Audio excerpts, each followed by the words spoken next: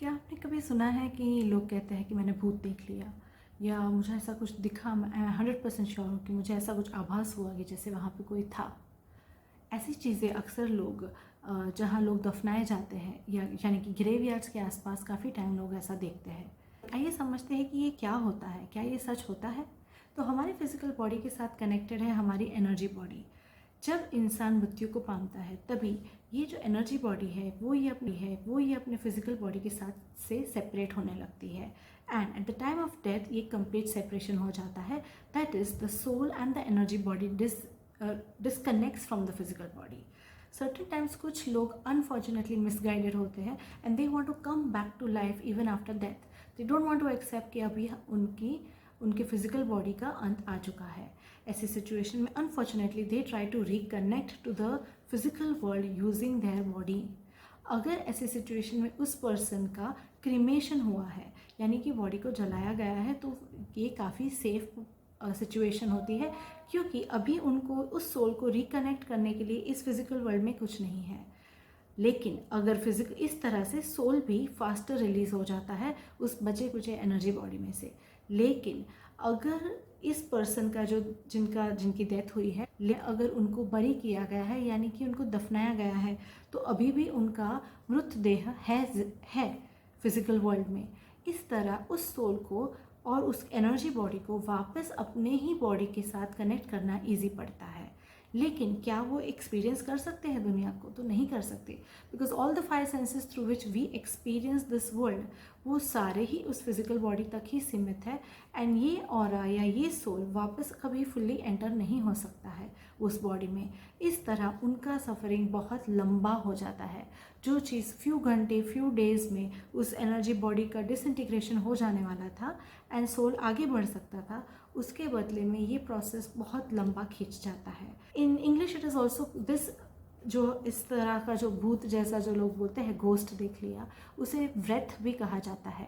Etheric व्रेथ यानी कि या तो जो हमारा ऊर्जा शरीर है जो बिल्कुल हमारी बॉडी के जैसा ही दिखता है, उस ऊर्जा शरीर का जो भाग रह जाता है पीछे उसे एथरिक व्रेथ कहा जाता है।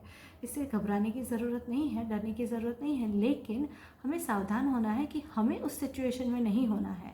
इसलिए हमें हमारे रियलिटी का अंडरस्टैंडिंग होना बहुत ज़रूरी है। That I am a soul and I have come over here, यानी कि हम इस पृथ्वी पे टेम्पररी आए हैं to experience this world using the physical body. Whether we like it or not, हम सबको जाना है एंड तभी हमें आगे की तरफ देखना है।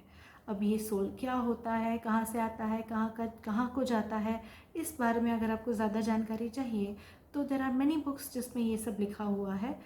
एसोटेरिक थियोसॉफी बुक्स, हमारे धर्मों की book. At the time of death, the entire life of a person passes away from the eyes of the soul like a movie.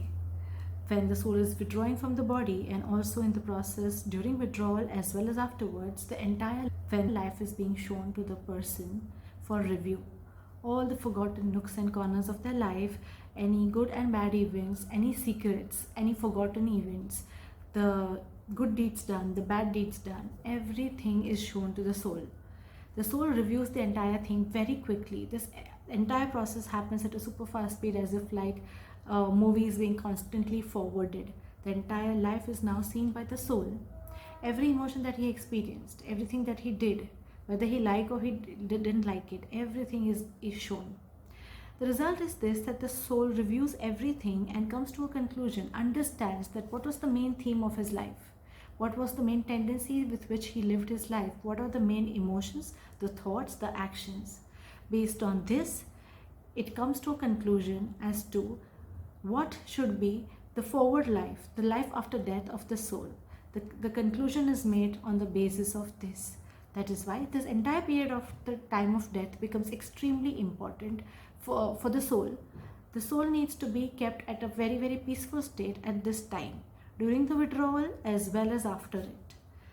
It is therefore very, very advisable that when a person leaves their body, that is after death, we do not disturb the body for at least 8 to 10 hours and we give it complete peace to undergo this process in a very peaceful state.